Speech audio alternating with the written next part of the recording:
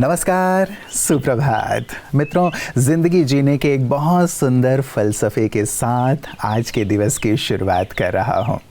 कहते हैं यदि कोई बात आपको अच्छी नहीं लगती तो दो तरीके से उसे लीजिए। यदि बात ज़रूरी है तो इंसान को भूल जाइए, और यदि इंसान ज़रूरी है तो बात को भूल जाइए। कई बार हम ये नहीं कर पाते, इसीलिए जीवन में उलझन पैदा हो जाते हैं। बहुत सारी चीज़ें हम अपने अंदर भर के जी रहे होते हैं, उन्हीं का चिंतन चल रहा होता है और वही हमारी मनोस्थिति को या तो सुखदायी कर रहे होते हैं या दुखदायी कर रहे होते हैं। इस फ़लसफ़े पर ज़रूर विचार कीजिएगा कि जो ज़रूरी है उसे हम पकड़ करके रखें, उसे महत्व दें, तवज्जो दें, तो सचमुच जीवन उन्नति की ओर बढ़ता चला जाएगा। और यही हमारी मंगल कामना रहती है कि आप कहीं भी उलझे ना, कहीं भी फंसे ना, लेकिन जीवन में खुशहाली पूर्वक आगे से आगे बढ़ते रहें। तो आइए आपकी उत्तरोत्तर उन्नति की कामना के साथ चलते हैं आज के सुवाक्य की ओर। जीवन के आसान होने के लिए प्रार्थना मत करो, प्रार्थना करो कि तुम बेहतर हो। Jim Rohn. कोशिश करने से पहले सब कुछ मुश्किल लगता है। जब हम प्रार्थना करते हैं कि जीवन आसान हो जाए, तो हम खुद को बेहतर बनाने और आगे बढ़ने के अवसरों को खो रहे हैं। हम एक महत्वपूर्ण नियम को भूल जाते हैं। जीवन जटिल हो गया है केवल मेरे विचारों के कारण, किसी बाहरी चीज के कारण नहीं। मुझे यह विश्वास होना चाहिए कि अगर परमात्मा ने मुझे कठिन कार्य दिया है, तो इसका अर्थ है कि उन्हें कार्य पूरा करने की मेरी क्षमता पर पूरा विश्वास है। जब हम चुनौतियों के लिए हाँ कहते हैं, तो हमें अपनी असीमित आंतरिक क्षमता का पता चलता है। ध्यान मेरे विचारों को परिष्कृत और केंद्रित करेगा और मेरी क्षमता को अत्यधिक बढ़ा देगा, जिसके कारण कठिन से कठिन कार्य भी बच्चों का खेल बन जाएगा। मित्रों, बड़ा वो होता है जो विपदा में साथ खड़ा होता है। यूँ तो बड़ा हम कई लोगों को कहते हैं, धन से बड़ा है, पोजीशन में बड़ा है, इस चीज़ में बड़ा है, उस चीज़ में बड़ा है। ये सब अपने अपने स्तर पर बड़े कहलाते तो ज़रूर हैं, लेकिन वास्तव में बड़ा वो होता है जो विपदा में हमें साथ देता है, विपदा में हमारे साथ खड़ा होता है। और जब विपदाग्रस्त व्यक्ति किसी को अपने साथ पाता है, तो आप यकीन मानिए उसका आत्मविश्वास जागृत हो जाता है। वो उस विपदा से लड़ने की ताकत अपने अंदर पैदा कर पाता है। इसीलिए आप अपनों के साथ हमेशा विपदा में ज़रूर खड़े रहें, क्योंकि खुशी में खड़े हों या ना हों उसकी आवश्यकता नहीं है, लेकिन जब विपदा होती है तो सचमुच व्यक्ति को हमारी आवश्यकता पड़ती है। और ऐसे समय पे जब हम सहयोग देते हैं तो वो जीवन भर हमें नहीं भूलते कि जब मेरे जीवन में ये परिस्थिति थी तो इन्होंने खड़े होकर के मेरी मदद की। तो मित्रों, दुआएं ज़रूर ऐसे समय पे कमाना चाहिए जब विपदाग्रस्त व्यक्ति हमारी ओर एक आशा भरी निगाह से देखता है। तो आइए इसे अपने जीवन का एक सुंदर संस्कार स्वभाव बनाने के संकल्प के साथ चलते हैं अपने अगले सेगमेंट, आपकी सेहत आपके हाथ की ओर। ओम शांति। आपको याद होगा जब हम छोटे थे तो कैसे मम्मियाँ है ना एग्ज़ाम में जाने के पहले दही खिलाया करती थी, दही चीनी। तो अभी वो कंसेप्ट तो रहा ही नहीं दही चीनी का। तो वो दही चीनी का मतलब क्या होता था? दही जो है वो प्रोबायोटिक है, यानी कि हमारे गट के जो बैक्टीरियाज है, हमारे पेट के जो बैक्टीरियाज है, उनके लिए बहुत अच्छा होता है। और जब हमारा पेट खुश होता है तो हमारा ब्रेन ऑटोमेटिकली खुश होता है। इसीलिए बच्चों को दही खिलाकर भेजा जाता था एग्ज़ाम में, ताकि उसका पेट शांत रहे, और पेट शांत रहेगा तो उसका ब्रेन भी अच्छे से फंक्शन करेगा, जिसको हम मेडिकल साइंस की लैंग्वेज में गट ब्रेन कनेक्शन कहते हैं। तो हम अपने पेट को खुश रखने के लिए वो कौन कौन सी चीज़ें खाएं जिसको खा करके हमारा ब्रेन भी बहुत खुश रहेगा। तो नंबर 1 प्रोबायोटिक यानी कि दही। जितना ज़्यादा हम कर्ड और बटर मिल्क लेंगे अपने डाइट में, उतना ज़्यादा हमारा ब्रेन खुश रहेगा, क्योंकि हमें शॉर्टकट्स की आदत हो गई है। जब हम दुकान से ये दही और छाछ की पैकेट खरीद के लाते हैं तो उसमें वो सारे बैक्टीरियाज नहीं होते हैं जो एक्चुअल में हमारे पेट को हेल्प करने वाले हैं। तो घर का जमाया हुआ फ्रेश कर्ड, इसके जो बैक्टीरिया कल्चर होते हैं वही हमारे पेट को ज़रूरत है, और उसी का छाछ बना के पीजिए। और दही खाने का टाइम क्या होना चाहिए, हमेशा याद रखिए, ब्रेकफास्ट जब हम करते हैं उस टाइम पे हम दही ले सकते हैं। तो आलू का पराठा और दही, ये तो बड़ा अच्छा कॉम्बिनेशन है, हमें पता है। या आप नॉर्मल अगर रोटी भी खा रहे हो उसके साथ दही बहुत अच्छा है। अगर आप स्मूदी बनाते हैं तो उसमें भी दही डाल के ले सकते हैं। छाछ पीने का जो टाइम है वो पोस्ट लंच, यानी कि हमारा भोजन होने के 1 घंटे के बाद, आधे घंटे के बाद में छाछ पीना चाहिए, क्योंकि वो हमारे डाइजेस्टिव सिस्टम को इम्प्रूव करता है।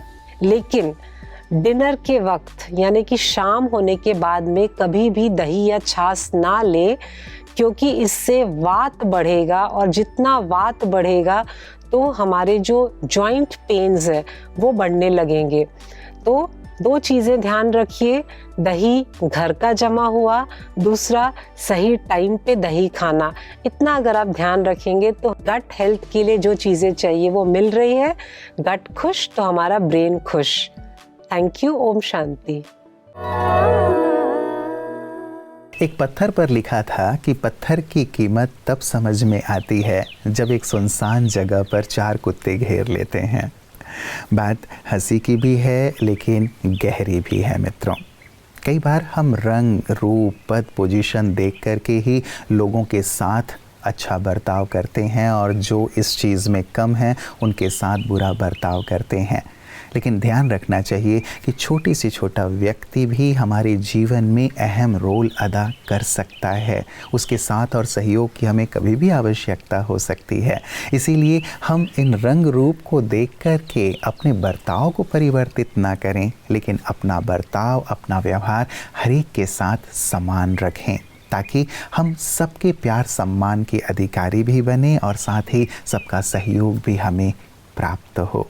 और ऐसा ही सुंदर कार्य करते हैं हमारे विशिष्ट जन भी, सबके साथ सुंदर बर्ताव करते हुए अपने जीवन में जो शिखर पर आरूढ़ है। आइए देखते हैं आज विशिष्ट की बातें विशेष में ऐसे ही कौन से खास मेहमान हमारे साथ हैं। अब विशेष करके चतुर्वेदी जी, आपका यहाँ ब्रह्मा कुमारीज में आना हुआ है, कॉन्फ्रेंस के निमित्त आप लोग यहाँ पे आए। बड़ा ही सुंदर सा विषय रखा गया था और पूरे देश भर के जो कलाकार हैं यहाँ पे शामिल हुए थे कि आध्यात्मिकता द्वारा कला और कलाकारों का दिव्यीकरण। ब्रह्मा कुमारी का ये जो आयोजन है कि आध्यात्मिकता द्वारा कला और कलाकारों का दिव्यीकरण जी, ये बहुत अच्छा एक विषय था जिस पर जो राष्ट्रीय सेमिनार आयोजित किया गया, और मैं अपने आप को बहुत सौभाग्यशाली समझता हूँ कि मैं इसमें सम्मिलित हुआ, मुझे सम्मिलित होने का अवसर दिया गया। मैं प्रजापिता ईश्वरीय विश्वविद्यालय ब्रह्मा कुमारी का बहुत बहुत आभारी हूँ कि मुझे इस लायक समझा और यहाँ पर आमंत्रित किया। जहाँ तक रही हम लोगों के अनुभवों की बात, हम लोग हर जगह जाते हैं, प्रोग्राम्स करते हैं, लेकिन यहाँ पे आने के बाद जैसे हमने उस परिवेश में प्रवेश किया, हमारी विचारधारा के अंदर एक अपने आप एक परिवर्तन आया, और हमको लगा कि नहीं, हम यहाँ एक कलाकार नहीं हैं, हम एक परिवार के सदस्य हैं। और वही विचारों को लेके हमने अपनी कला का प्रस्तुतिकरण दिया, और जब मैंने भजन वहाँ पर गाया तो जनता ने इतना सराहा, उन्होंने इतना मतलब उस प्रस्तुति को मेरे अपना आशीर्वाद दिया, तो मुझे लगा कि नहीं, मैं यूँ तो गाता ही हूँ, लेकिन परिवार के बीच गाना और उनकी वाहवाही लेना और उनकी प्रशंसा लेना, ये एक अपने आप में एक बहुत अच्छी अनुभूति रही हम लोगों की। तो बहुत अच्छा लगा। और जहाँ तक रही आध्यात्म की बात, तो मेरा ये मानना है, मेरी अपनी एक व्यक्तिगत सोच है कि जो भी गायक है, चाहे वो किसी भी क्षेत्र का हो, भजन का हो, गज़ल का हो, गीत का हो, जब तक उसके जीवन में आध्यात्म नहीं जुड़ेगा, वो दिल से गाना नहीं गा पाएगा।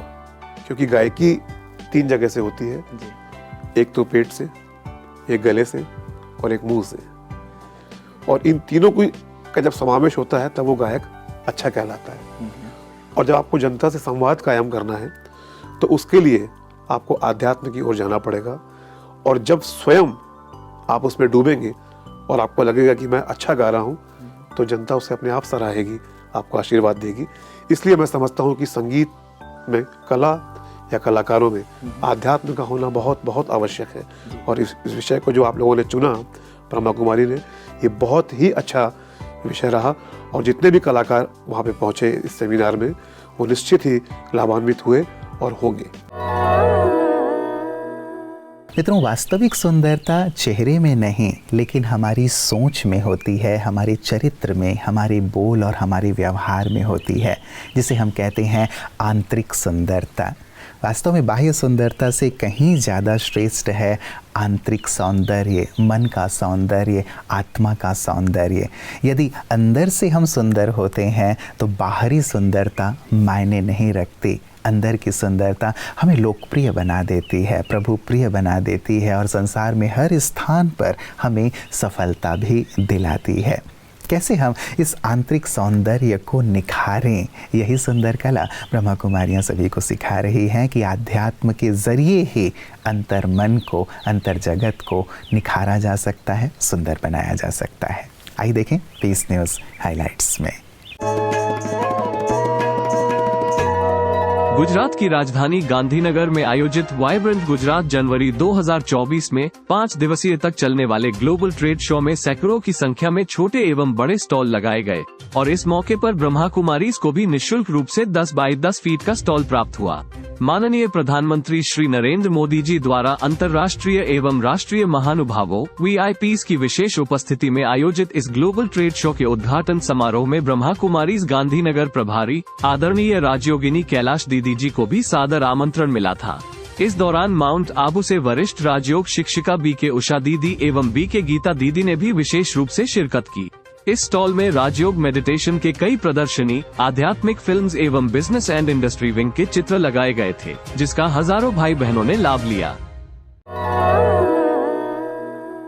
मित्रों, जिन्हें आगे बढ़ना होता है वो लाख विपदाओं के बाद भी आगे बढ़ ही जाते हैं और जिन्हें नहीं बढ़ना होता है वो लाख बहाने तलाश लेते हैं कि मुझे तो आज अच्छा नहीं लग रहा है, मेरी तबीयत ठीक नहीं है, मेरा मूड ठीक नहीं है, या आज मौसम ठीक नहीं है, ये ठीक हो जाए उसके बाद मैं ये कार्य करना शुरू करूँगा, कल कर लूँगा, परसों कर लूँगा, या ये व्यक्ति मेरे साथ हों, ये परिस्थिति मेरे साथ हो तब मैं ये कार्य कर लूँगा, अभी वो परिस्थितियाँ नहीं हैं, अभी मन नहीं कर रहा है, थोड़ा मन ठीक हो जाए।